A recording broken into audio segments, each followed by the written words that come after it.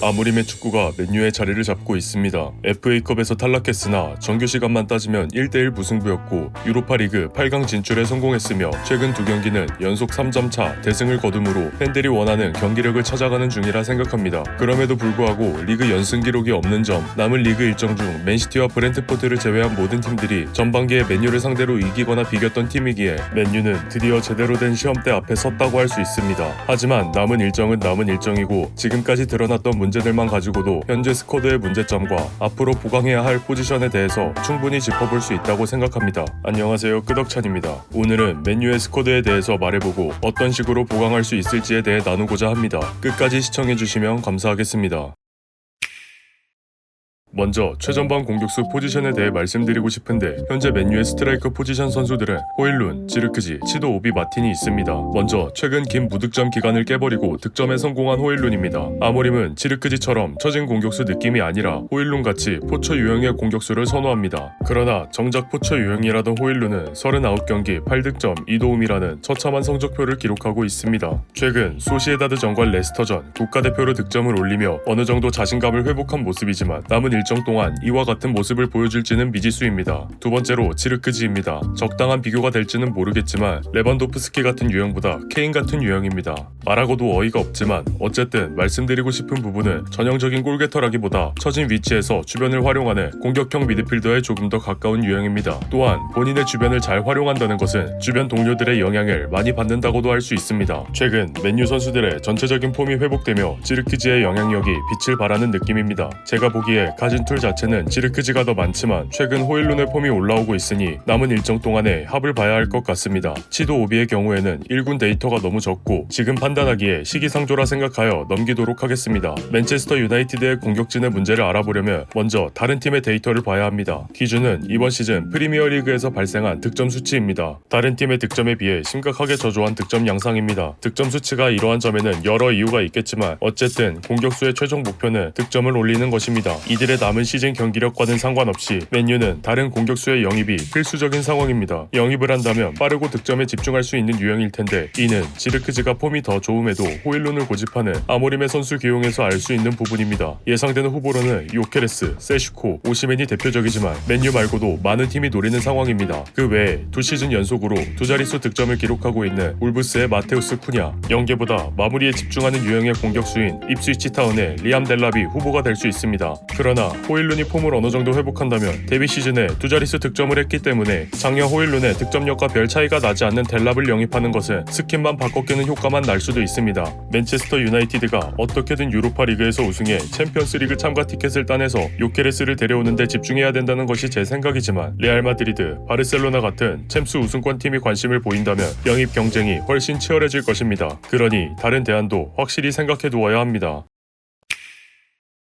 이선의 공격형 미드필더 혹은 윙어 자리에 서는 선수는 가르나초, 지르크지, 에릭센이 있으며 현재 부상으로 빠져있는 마운트와 디알로도 해당됩니다. 안토니나 산초처럼 임대를 나가 있는 경우도 있습니다. 에릭센은 계약 만료로 팀을 나가게 되며 지르크지가 최전방으로도 공미로도 애매하지만 가진 툴이 너무 우수하기 때문에 이적 자금을 마련할 목적이라면 팔릴 수도 있다고 봅니다. 레시포드나 산초는 돌아올 수 없는 강을 건넜기 때문에 무조건 판매 대상이고 반면 안토니 또한 매각 대상이라고 생각하지만 저 둘만큼 기행을 벌이진 않은 데다 이후 폼에 따라 입지가 달라질 가능성이 있습니다. 어쨌든 현 시점에서 당장 이 자리에 설 만한 선수는 마운트, 가르나초, 디알로, 안토니입니다. 지르크지가 팔리지 않는다면 이 포지션이 적당해 보입니다. 이 포지션에 대한 개별적인 분석을 생략하는 이유는 영입이나 방출보다 현상 유지가 중요하다 생각하기 때문입니다. 그래도 짤막하게 정리하자면 아모림이 마운트를 좋아하는 거야 대부분 아는 사실이고 최근 폼을 이어갈지는 잘 모르겠지만 가르나초가 오른쪽 2선에 서면서 폼이 확 올라갔습니다. 디알로는 윙백 포지션이든 2선이든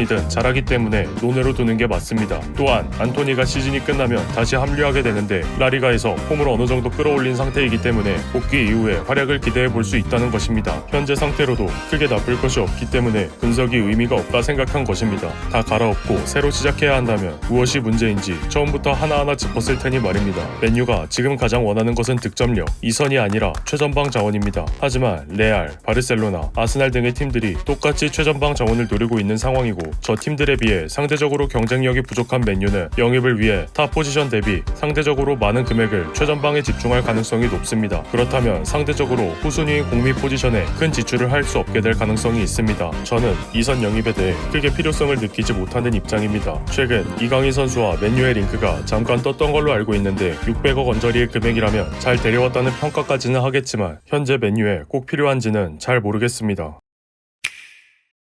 맨유의 중앙 미드필더 포지션에는 브루노, 우가르테, 마이누, 에릭센, 카세미루, 콜리어가 있으며 에릭센은 계약 만료로 카세미루는 판매의 형태로 팀을 떠날 것이라 추측됩니다. 브루노, 우가르테, 마이누가 주전이 될 텐데 타이트한 일정을 생각하면 3명의 상비군은 너무 적습니다. 우가르테는 수비에서 뛰어난 모습을 보여주고 있으며 미드필더치고 패스나 드리블에서 약점을 드러내고 있지만 브루노가 3선으로 내려오면서 약점을 덮게 되었습니다. 아무림 체제의 투볼란치는 전개와 수비가 고루 갖춰져 있어야 합니다. 맨유의 3선은 1차 빌드업의 역할을 수행할 뿐 아니라 최후방 라인을 보호하는 역할도 겸하기 때문에 수비 능력에 비해 패스와 발밑이 투박한 우가르테, 공격적인 롤에 조금 더 강점이 있는 마이누, 반대로 수비적인 롤에 강점이 있는 콜리어까지 현재 맨유의 핵심인 브루노를 제외하면 3선 미드필더의 능력치는 나사가 하나씩 빠져 있습니다. 게다가 브루노를 제외한 모든 미드필더가 부상 이력이 있어 이 포지션의 영입은 필수적이라 생각합니다. 영입 후보로는 아모림의 이전 팀인 스포르팅의 미드필더 모르텐 히울만, 아탈란타의 에데르송이 적당하다 할 수 있습니다. 히울만은 경기당 태클 성공률이 7할이 넘는 수치이고 볼 경합 성공률이 거의 6할로 상위권에 있으며 공중볼만 따로 떼놓고 봐도 상위권입니다. 패스 정확도는 9할이 넘는 수치로 리그 최상단에 위치해 있으며 롱패스 정확도는 6할이 조금 넘는 수치로 리그 중상위권은 무난무난하게 해줍니다. 에데르송은 패스 정확도는 히울만에 비해서 높지 않지만 전형적인 박스2박스형 미드필더로서 뛰어난 체력을 바탕으로 필드를 누빕니다. 빠른 움직임 덕분에 수비 커버도 굉장히 빠른 편이고 이에 따라 최후방 수비 라인의 부담이 줄어들게 됩니다. 화려하진 않지만 투박하지도 않은 발밑을 바탕으로 간결한 플레이를 하며 182cm의 키에 86kg라는 다부진 몸으로 경합 상황에서 우위를 쉽게 점할 수 있습니다. 개인적으로 다음 시즌 영입이 필요한 포지션을 따졌을 때 최전방 공격수 다음으로 중요한 자리 같습니다.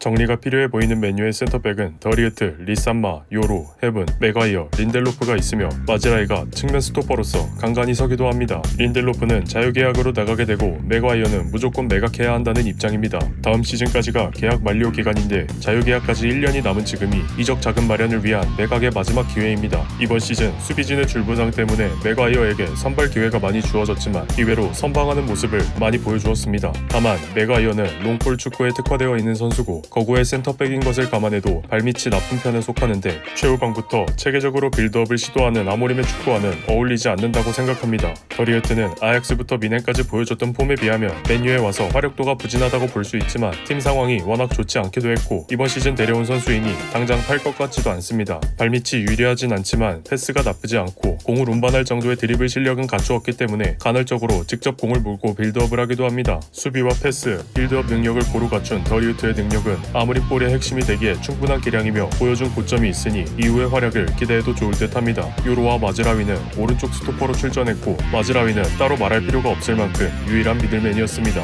애초에 풀백임에도 불구하고 측면 센터백을 보며 뛰어난 활약으로 맨유의 안정적인 수비에 상당 부분 기여하였고 요로 또한 이적 직후 부상으로 많은 맨유 팬들의 뒷목을 잡게 했으나 정작 출전했을 때 생각보다 무난한 경기력으로 실패한 영입이 아님을 스스로 입증했습니다. 좌측 스토퍼인 리산마는 보기 드문 왼발 센터백이며 더리우트와 마찬가지로 아약스 출신이고 패스와 빌드업에 강점이 있습니다. 175에 센터백치고 낮은 키를 가지고 있지만 그만큼 쫄지 않고 전투적인 수비를 즐기는 편이며 빌드업뿐만이 아니라 오버래핑도 종종 시도합니다. 이로 인해 역으로 수비진의 구멍이 나는 상황도 많았으나 후반기로 갈수록 공수 양면으로 발전하였고 맨유의 미들맨 중 하나가 되려는 찰나 십자인대 부상을 당합니다. 리산마가 한 번도 부상 없는 시즌을 보낸 적이 없기 때문에 이번 부상은 정말 치명적이라 할 수 있는데 다행히 맨유에는 에이든 헤븐이라는 유망주가 있었습니다. 헤븐이 현 시점에서 부상 중이긴 하지만 아스날 전부터 몇 경기 동안 굉장히 좋은 모습을 보여주었기 때문에 이 선수의 성장을 기대해봐도 괜찮을 듯합니다. 리산마는 적절한 오퍼가 온다면 매각이 합리적이라고 봅니다. 말씀드린 대로 부상이 너무 작기 때문에 다른 선수들이 그만큼 혹사를 당할 가능성이 너무 높습니다.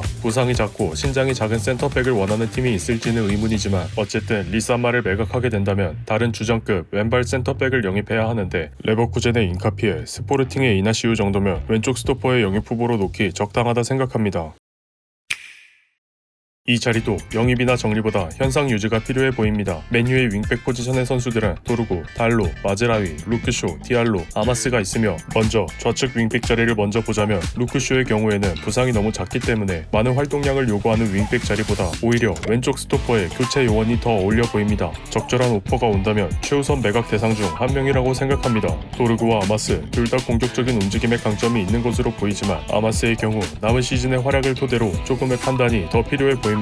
우측 윙백에 달로와 마즈라위, 디알로가 설 수 있습니다. 달로는 도르구의 영입으로 다시 본인의 본래 포지션인 우측으로 돌아갈 수 있게 되었습니다. 하지만 왼쪽에서 보여줬던 처참한 폼을 다시 끌어올리는데 조금의 시간이 더 필요할 것으로 보이지만 공수 양면으로 보여준 게 있는 선수이기 때문에 조금 더 기다릴 필요는 있습니다. 만약 오른쪽 풀백이 급해서 오버페이를 하려는 팀이 있다면 매각의 여지는 있을 것 같습니다. 하지만 윙백의 숫자가 많지 않기 때문에 적당한 대비책이 없다면 할 필요는 없을 듯합니다. 마즈라위는 왼쪽 오른쪽 가리지 않고 스토퍼와 윙백 포지션에서 대부분의 수비 지표를 리그 최상위권 수준으로 기록하며 데뷔 시즌 맨유의 최고 미들맨 중 하나가 되었습니다. 디알로는 아모린 부임 이후 초반에 윙백으로 출전했으나 점점 공격적인 재능을 만개하여 이 선에서 활약하고 있습니다. 마즈라위와 마찬가지로 최소 본인의 몫은 해주는 선수라 디알로 역시 맨유의 미들맨 중 하나이므로 따로 코멘트할 게 없습니다. 윙백 포지션은 후반기가 지나면서 거의 안정화되었다고 생각되고 별다른 영입이다 매각은 필요 없어 보입니다. 맨유의 스쿼드를 정리하면서 문득 느낀 것은 생각보다 다재다능한 선수들이 많다는 것이었습니다. 마즈라위, 브루노, 디알로, 지르크지처럼 본래 포지션 외에도 다른 포지션에 어느 정도 적응도를 가진 다양한 툴의 선수가 많았다고 확실히 느끼게 되었고 선수들의 방향성만 확실히 잡아준다면 맨유의 스쿼드 구성에 큰 힘이 될 거라 생각합니다. 최전방과 3선 미드필더의 영입은 필수적이라 생각하고 특히 최전방 포지션의 영입 경쟁이 치열할 것이라 예상되어 여름 이적 시장이 쉽지는 않겠지만 맨유가 정말로 부활하고 싶다면 어쩔 수 없습니다. 영입하고자 하는 선수가 있다면 죽어도 데려와야 합니다. 지금까지 뚜렷한 강점을 보여주지 못했던 맨유가 다음 시즌부터 최근에 좋았던 경기들처럼 아모리볼을 시즌 내내 구현하는 맨유가 되길 기대해봅니다. 오늘 영상은 여기까지입니다. 끝까지 시청해주신 분들께 감사의 말씀을 드립니다. 영상이 유익하셨다면 구독과 좋아요, 알림 설정까지 부탁드립니다. 감사합니다.